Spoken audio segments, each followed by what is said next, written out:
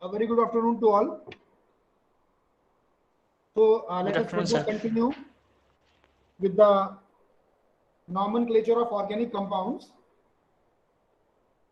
and I'm continuing right from where I left yesterday, जहां हम लोगों ने छोड़ा था कल अपनी क्लास को, वहीं से हम लोग आगे कंटिन्यू करेंगे. तो we have discussed regarding root words.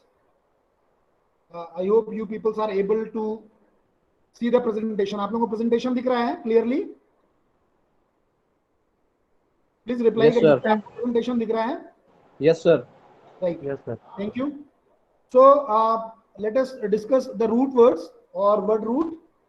So we have discussed up to the 10,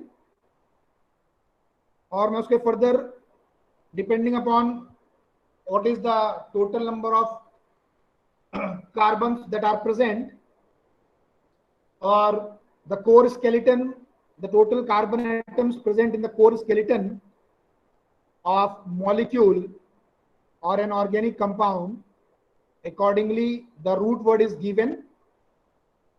And as you can see here, if the carbon, yesterday I have discussed up to the 10, and now if the carbon chain contains the or the skeleton chain or the parent chain contain more than 10 or above 10 carbon atom, then if it contains 11, 12, 13, 14, 15, 16, 17, 18, 19, etc.,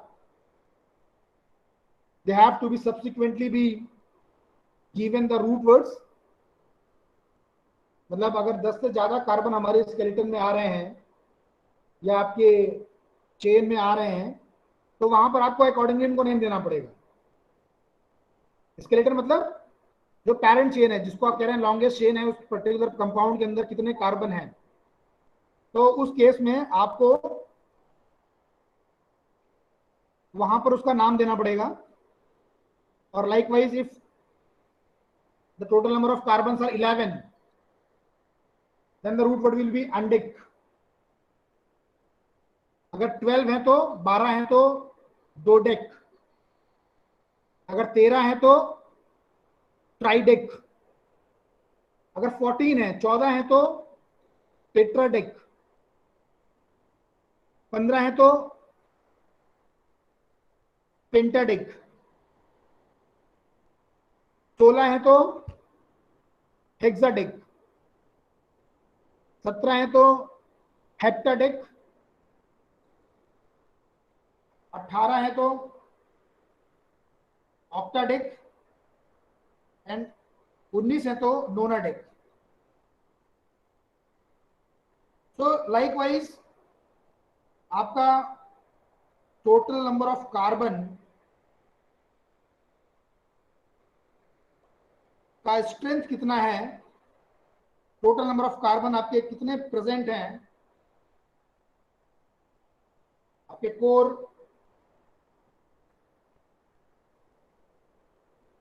compound के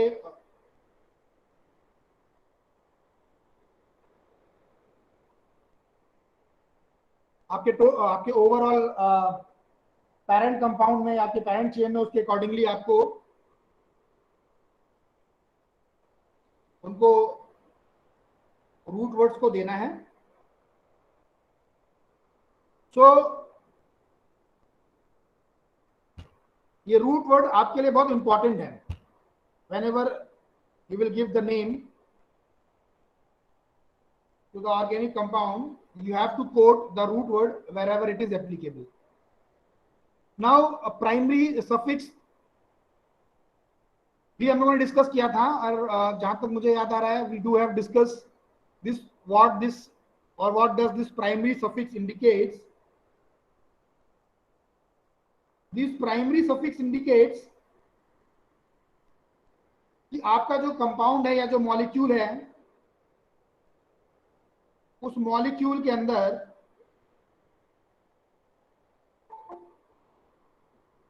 जो carbon का या उस molecule के अंदर जो carbon atom है वो कार्बन एटम किस पर्टिकुलर बॉन्डिंग पैटर्न को शो कर रहे हैं. So the primary suffix ultimately here denotes that whatsoever the carbon atoms show as present in the organic molecule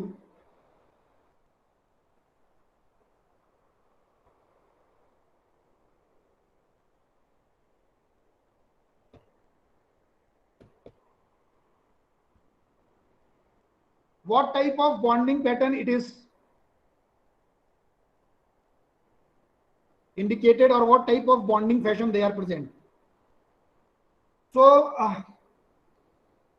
this primary suffix, in a case you are having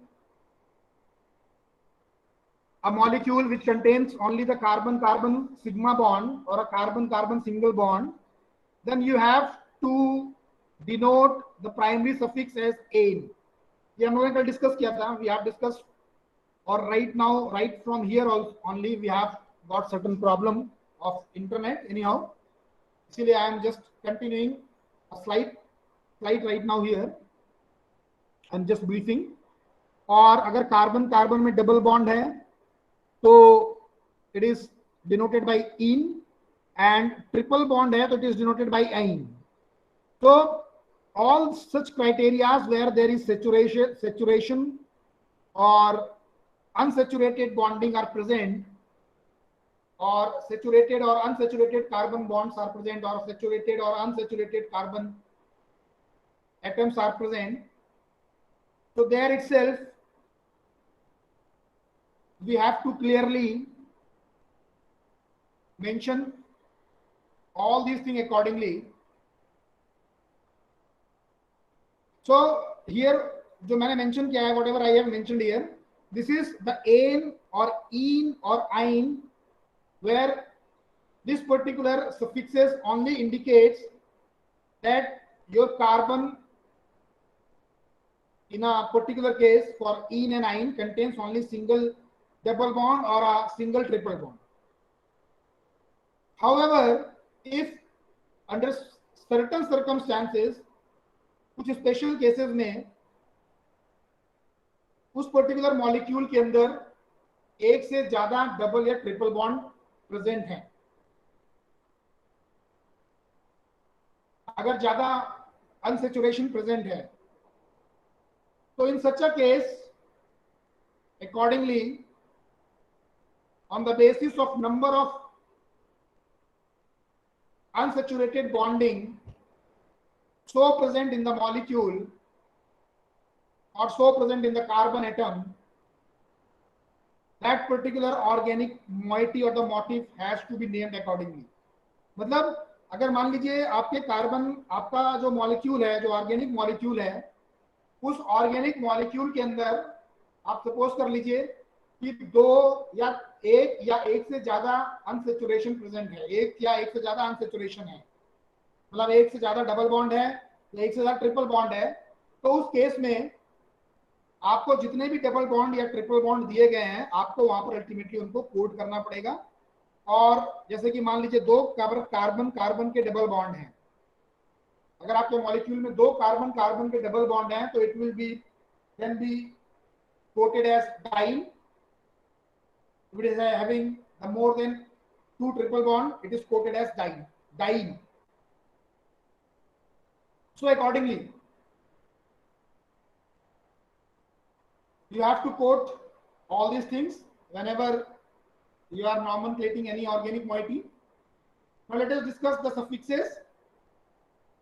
तो suffixes क्या दिखाते हैं जब आप किसी भी ऑर्गेनिक कंपाउंड को नॉमेनक्लेट कर रहे हैं या उसका नॉमेनक्लेचर देख रहे हैं, तो वहां पर सफिक्स ये दिखा रहा है कि जो फंक्शनल ग्रुप प्रेजेंट है आपके ऑर्गेनिक मॉलिक्यूल के अंदर, उसको आप सेकेंडरी सफिक्स से या फिर सफिक्स से आप उसको रिलेट करेंगे. There are two suffixes, primary and the secondary.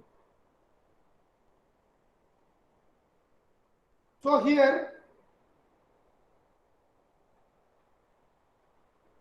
whenever a functional group is present in an organic molecule, that functional group has to be quoted further under the suffixes or as a secondary suffixes, and they have to name accordingly.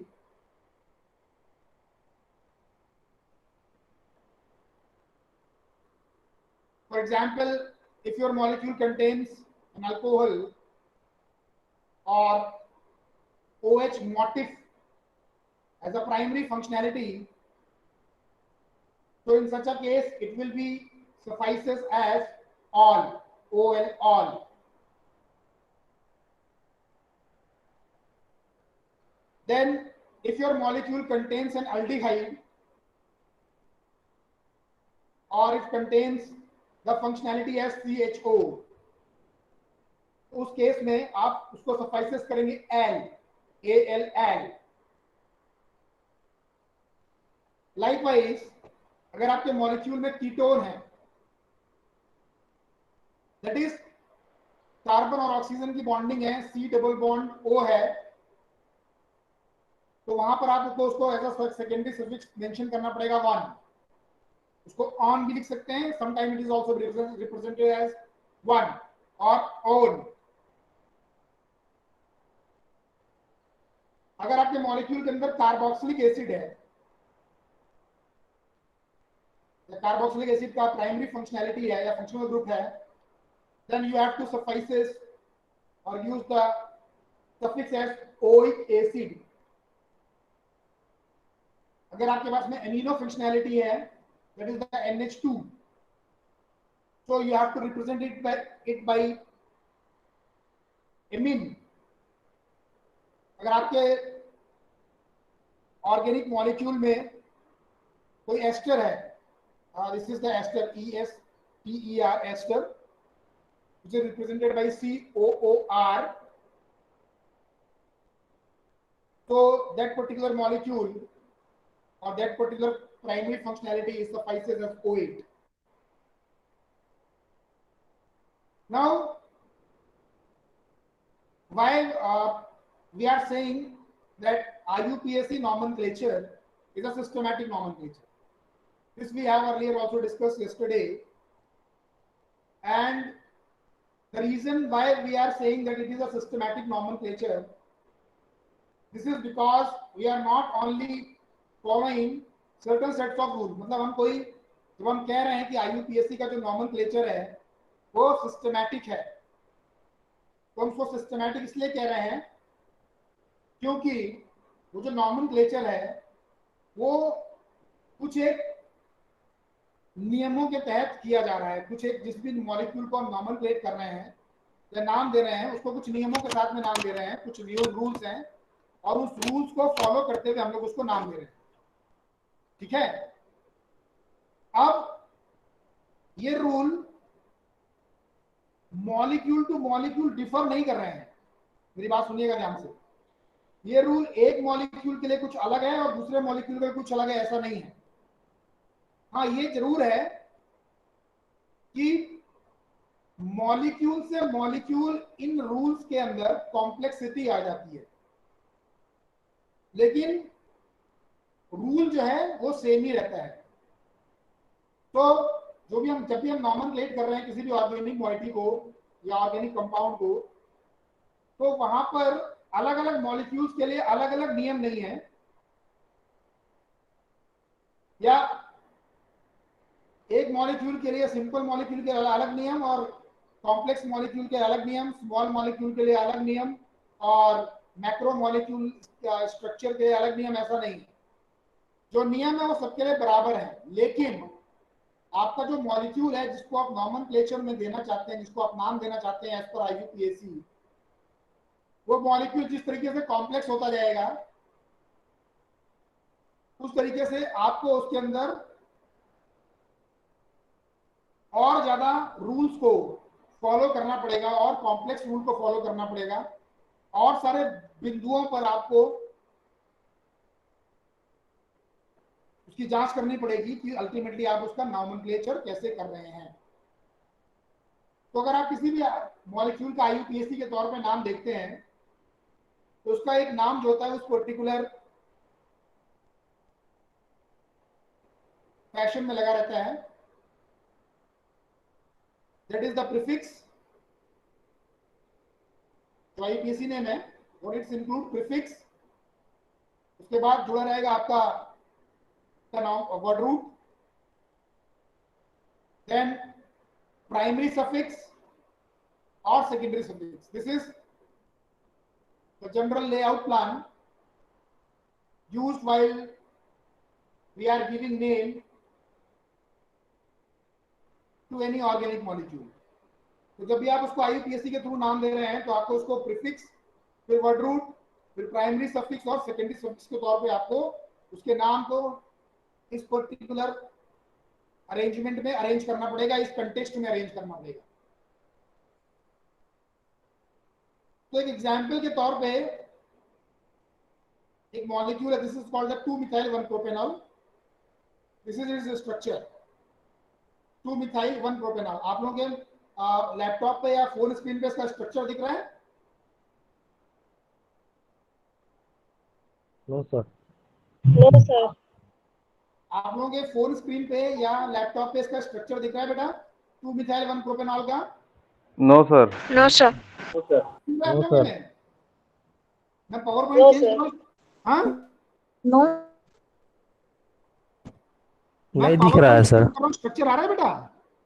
Yes sir. Sir अभी आ गया. Sir आ गया sir, दिख रहा है. तो देखिए ये structure है 2-methyl-1-propanol का, दिख रहा है आप लोगों को? जी सर. ठीक. तो 2-methyl-1-propanol के स्ट्रक्चर को अगर हम सिस्टमैटिकली देखें तो हमने अभी यहां पर एक फॉर्मेट डिस्कस किया था, prefix plus root word plus suffix, that is primary and secondary suffixes, primary suffix plus secondary suffix. So let us look into what ultimately it represents. 2-methyl-1-propanol. This particular compound, अगर आप इसको देखें ठीक तरीके से तो इस कंपाउंड को सिर्फ आप इसके जो आखिरी में जो OL लगा हुआ है, OL, सिर्फ इस OL को देख के आप इसको बता सकते हैं कि ये पर्टिकुलर कंपाउंड जो है बिलोंग कर रहा है अल्कोहल फैमिली को. ठीक है, सिर्फ इसका आखिरी में आप इसका OL देख लीजिए तो you can confirm this particular compound belongs to the family alcohol. और ये जो OL है, क्या ये किसी कार्बन की चेन के साथ लगा हुआ हो? एक मैं जनरल सेंस पे बात कर रहा हूं आपसे. अगर ये जो OL है वो किसी कार्बन की चेन पे लगा हुआ है या किसी ब्रांच कार्बन पे लगा हुआ है और वो ओपन है, उसमें किसी भी तरह का कोई साइक्लाइजेशन नहीं है, नॉन साइक्लिक स्ट्रक्चर है, तो आप कह सकते हैं कि वो अल्टीमेटली एलिफेटिक अल्कोहल है. और अगर उसमें ये जो OL लगा हुआ है, दिस OL फंक्शनैलिटी लगा हुआ है किसी कार्बन स्केलेटन के ऊपर या किसी कोर मॉलिक्यूल के ऊपर, स्ट्रक्चर के ऊपर, और उस कोर मॉलिक्यूल का जो स्ट्रक्चर है वो साइक्लिक है, तो डिपेंडिंग वेदर वो एरोमेटिक है या नहीं है,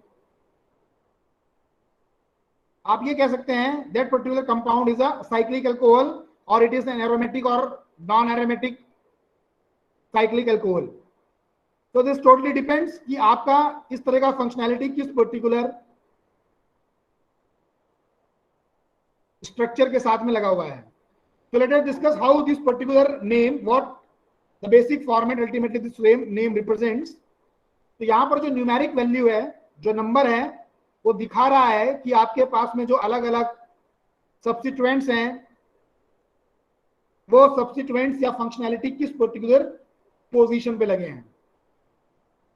So this compound can be represented as 2-methyl-1-propanol और इसको हम लोग क्या कह सकते हैं, 2-methyl, और क्या कह सकते हैं इसको, this is the one way 2-methyl-1-propanol और 2-methyl-prop-1-ol, propane 1-ol or prop-1-ol. So here the prefix is the methyl, word root is the prop indicates total number of carbon, that is कितने carbon हो गए prop में? 3. Yes. Then your primary suffix indicates ane, A N E, ane, ane, although हमने यहाँ पर primary suffix में लिखा है सिर्फ ए एन, ई नहीं लगाया हुआ है। मैं बताता हूं क्यों नहीं लगाया, हम अभी देखते हैं। प्राइमरी सफिक्स में हमने लगाया हुआ है यहाँ पर एन, आप देख सकते हैं प्रोपेन, प्रोप के बाद में हमने एन लगाया हुआ है, A N. You can see here this is the prop. If I am breaking it, this prop, this is an, ठीक, this is the an which represents here the primary suffix an, although यहाँ पर हमने e नहीं लगाया हुआ है, we haven't placed any e, so this represents the primary suffix and the secondary suffix is the ol, this is the secondary suffix ol, ठीक। तो यहां पर हमने ई क्यों नहीं लगाया हुआ है, कोई बता सकता है हमने ई क्यों नहीं लगाया है यहाँ पे, व्हाई वी हैवंट यूज्ड ई, कोई बताएगा हमें? वॉवेल है सर लगातार, हाँ टू वॉवेल है सर, वॉवेल टू है सर लगातार, टू हाँ वॉवेल लगातार है। हाँ डेफिनेटली, जो आपका सेकेंडरी सफिक्स है वो अपने आप में एक वॉवल से स्टार्ट हो रहा है। Very good, excellent, very good. तो हमारे पास जो सेकेंडरी सफिक्स है वो अपने आप में एक वॉवल से स्टार्ट हो रहा है, जिसकी वजह से हमने प्राइमरी सफिक्स का जो वॉवल है उसको ड्रॉप कर दिया है। तो this is how the organic moieties are ultimately containing or they are having their names. Now let us discuss the very common rules which are used for nomenclature or which is used for naming the organic compounds. These are the general rule. ये जो rule मैं आपको बता रहा हूं, ये rules आप लोगों की नॉलेज में पहले से होंगे, उन्हीं रूल्स को मैं यहां पर एलिब्रेट कर रहा हूं।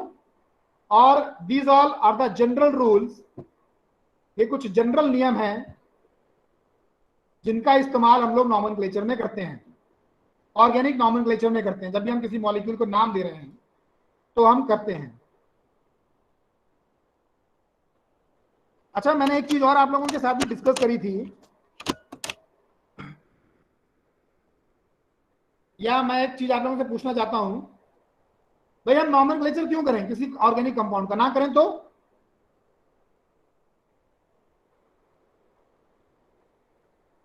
कल डिस्कस किया था मैंने ये, कोई बताइए, हम ऑर्गेनिक कंपाउंड को अगर नॉमेनक्लेचर ना करें और उनको सिर्फ कॉमन नेम से ही जाने, कॉमन नेम हम लोगों ने डिस्कस किया है कल, तो बताइए फर्क क्या पड़ जाएगा? जबकि कॉमन नेम आसान है और जो आईयूपीएससी का नॉमेनक्लेचर है वो टफ है, तो एक बहुत प्रोमिनेंट असर क्या पड़ेगा कि अगर हम आईयूपीएससी का नॉमेनक्लेचर ना करके ऑर्गेनिक मॉलिक्यूल्स को या किसी भी ऑर्गेनिक कंपाउंड को सिर्फ ट्राइवियल नेम या कॉमन नेम से जाने, उससे क्या हो जाएगा?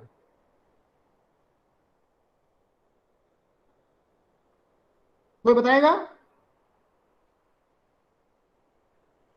Sir, we cannot define its systematic structure. हाँ definitely, this is too true, very good. पहली चीज तो कि हम उसका एक जो नाम है आईयूपीएससी का, ये सिर्फ उसका नाम नहीं है, अगर आप इस नाम को सही से देखें तो आप उसके स्ट्रक्चर को डिफाइन कर सकते हैं, नो डाउट।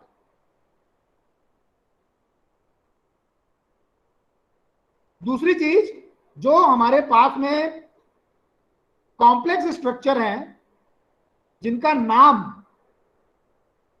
हम कॉमन नेम के थ्रू नहीं दे सकते हैं, या जिनके नाम को हम सटीकता के साथ में ट्राइवियल नेम से नहीं दे सकते हैं, उनके स्ट्रक्चर के बेसिस पे, वहां पर आप आईयूपीएससी के रूल्स को फॉलो करते हुए उन पर्टिकुलर कंपाउंड्स के नाम को बहुत आसानी से, बहुत ही आसानी से आप दे सकते हैं। तो लेट अस डिस्कस, चलिए डिस्कस कर लेते हैं हम लोग क्या क्या नियम है जिनसे कि हमको आईयूपीएससी नॉमेनक्लेचर में जिनको यूज करना है। So we have to discuss all these things right here. So the very first rule, ये आप में से कल भी कुछ लोगों ने मुझे बताया था। सबसे पहला नियम, the very first rule, this rule indicates कि आपको देखना है, आपको ढूंढना है, आपको सर्च करना है कि आपके मॉलिक्यूल के अंदर या आपके मॉलिक्यूल के स्केलेटन में वो कौन सी चेन है जिस चेन में क्या है सबसे ज्यादा, क्या है भाई सबसे ज्यादा? कार्बोनेट। कार्बन। सबसे ज्यादा कार्बन है. So this chain is regarded as the longest chain and you have to detect that particular chain. तो जब भी आपके सामने कोई स्ट्रक्चर है किसी मॉलिक्यूल का, अगर मान लीजिए उसमें बहुत सिंपल चेन आ रही है, एक ही चेन लगी हुई है, तो आप आसानी से कह सकते हैं, अगर एक ही चेन है, कार्बन की लंबी चेन है या छोटी चेन है, तो आप आसानी से वहां पर कार्बन को डिटेक्ट कर सकते हैं कि भाई ये पर्टिकुलर चेन में ज्यादा नंबर ऑफ कार्बन है, आप आसानी से गिन सकते हैं. और जिस चेन में ज्यादा नंबर ऑफ कार्बन होते हैं उसको हम लोग पैरेंट चेन भी कहते हैं. अब ऐसे मॉलिक्यूल या ऐसे ऑर्गेनिक कंपाउंड जहां पर पैरेंट चेन एक ही है, वहां तो आप इसको आसानी से डिटेक्ट कर सकते हैं. लेकिन ऐसा मॉलिक्यूल जहां पर अलग अलग ब्रांचिंग है, वहां पर आपको उस ब्रांच के अंदर आपको जो ब्रांचिंग का पैटर्न बन रहा है या जो ब्रांचिंग है उसमें अगर एक ब्रांचिंग है तो उस पर्टिकुलर ब्रांच से कार्बन को गिनना पड़ेगा.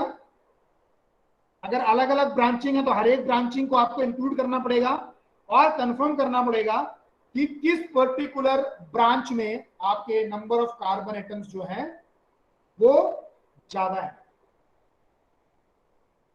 So this is the very first rule that you have to detect or you have to determine the longest continuous chain of carbon. तो longest continuous chain of carbon को detect करने का तरीका है कि आप ये देखें कि आपका जो मॉलिक्यूल है उस मॉलिक्यूल के अंदर पहली चीज, अगर ब्रांचिंग है तो कहां पे हो रही है, किस तरीके से हो रही है, उस चेन में क्या क्या फंक्शनैलिटीज लगी हुई हैं, बॉन्डिंग किस प्रकार की है. इन सारी चीजों को देखते हुए आपको अपनी चेन को count, number of carbon atoms को काउंट करना है, जिससे कि आप जो है अपने स्केलेटन स्ट्रक्चर को कंफर्म कर पाए या पैरेंट चेन को ढूंढ पाए. फिर जो आप नंबरिंग कर रहे हैं, the second rule states the selected carbon chain is numbered from end proximal to the side chain or the subsequent, so that the carbon bears the lowest number containing the side chain or the subsequent. This is the second rule. What this second rule indicates? This rule indicates whenever you are selecting any carbon chain, you have to number it accordingly from the end proximal to the side chain. मतलब आप जब numbering कर रहे हैं तो numbering करते समय आपको ये ध्यान रखना है, जब आप कार्बन की नंबरिंग कर रहे हैं तो आपको ब्लाइंड नंबरिंग नहीं करनी है कि आपने ढूंढ लिया कि भाई आपके पास में कोई कार्बन है तो उसमें कितना लंबा चेन लगा हुआ है, आपने सर्च कर लिया, आपको मिल गया. लेकिन मिलने के बाद भी आपको वहां पर इस चीज को ध्यान रखना है कि आप जब नंबरिंग करें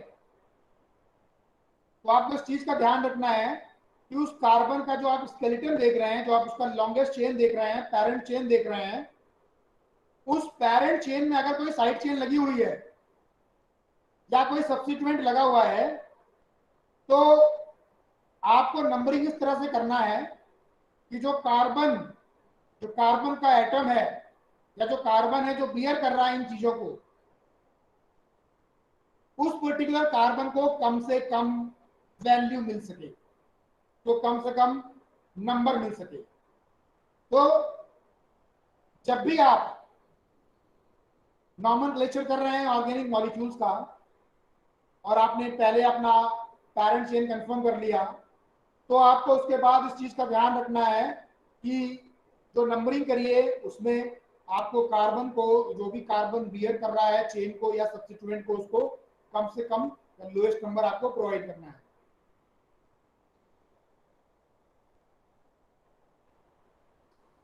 अगर आपके कार्बन में एक से ज्यादा सब्स्टिट्यूएंट्स प्रेजेंट हैं, अगर आपके मॉलिक्यूल में या आपके स्ट्रक्चर में एक से ज्यादा सब्स्टिट्यूएंट्स प्रेजेंट हैं, तब आपको उन सब्स्टिट्यूएंट को नंबर इस तरीके से देना है so that the number assigned to the substituent is the lowest, कि उन सब्स्टिट्यूएंट को इस तरह से नंबर दिया जाए कि उन सब्स्टिट्यूएंट्स का जो नंबर है वो कम से कम आए। तो मान लीजिए आपके कोई भी कंपाउंड है, उसमें अलग अलग कार्बन पे अलग अलग सब्स्टिट्यूएंट लगे हुए हैं, तो किसी पे 2 सब्स्टिट्यूएंट लगे हुए हैं, किसी में 1 सब्स्टिट्यूएंट लगा हुआ है, किसी में 1 भी नहीं लगा हुआ है। तो यहां पर जब आप नंबरिंग करेंगे, whenever you are giving the numbers, you have to follow the rule so that while providing the number to the various substituents who is present, you have to give the number in a such a way that the total sum of number assigned to the substituents is the lowest one. जैसे कि मान लीजिए आपका second carbon पे और third carbon पे आपके chain में कोई नंबर लगा हुआ है, सेकेंड और थर्ड पे। जब आप अपने राइट से गिन रहे हैं तो सेकेंड और थर्ड पे सब्स्टिट्यूएंट लगा हुआ है, और जब आपने लेफ्ट से गिन रहे हैं तो वही सब्स्टिट्यूएंट की पोजीशन 6 और 7 आ जा रही है। आपके एग्जांपल दे रहा हूं, सिर्फ मैं आपको एग्जांपल दे रहा हूं। आप एक केस को कंसीडर करिए, आप एक स्केलेटन अपने दिमाग में स्ट्रक्चर बनाइए या अपनी कॉपी में आप एक स्ट्रक्चर बनाइए जहां पर आपके पास में कोई एक मॉलिक्यूल है, जिस मॉलिक्यूल में आप जब नंबरिंग कर रहे हैं राइट से, तो जो 2 सब्स्टिट्यूएंट लगे हुए हैं, जो अलग अलग सब्स्टिट्यूएंट लगे हैं अलग अलग कार्बन पे, वहां पे दूसरे और तीसरे कार्बन पे 2 अलग अलग सब्स्टिट्यूएंट लगे हैं। For an example 2 methyl group लगा हुआ है आपके दूसरे कार्बन पे, और सपोज कर लीजिए आपके पास में एक इथाइल ग्रुप लगा हुआ है तीसरे कार्बन पे। सपोज कर लीजिए, this is just I am giving for an example. और इसी को जब आप लेफ्ट साइड से अपना बना रहे हैं स्ट्रक्चर, तो वहां पर आपका जो दूसरा और तीसरा कार्बन है वो कंसेक्यूटिवली 7वां या 8वां या 5वां या 6वां हो जा रहा है। तो जब आप इन कार्बन्स को जब आप कैलकुलेट करेंगे, जब आप इनको नंबर देंगे, तो आपको कैलकुलेट करना है। वंस यू आर कैलकुलेटिंग, तो 2 और तीसरा नंबर आ गया, दूसरा और तीसरा होगा तो 2 + 3 = 5 अगर आप लेफ्ट से काउंट कर रहे हैं, और राइट से काउंट कर रहे हैं तो सपोज कर लीजिए 5th और 6th कार्बन आ रहा है, तो 5 + 6 = 11। तो यहां पर जब आप नंबरिंग करेंगे तो it should be as per from your left, so that you will giving the lowest possible number to the assigned substituent. This is something also be known as lowest number rule.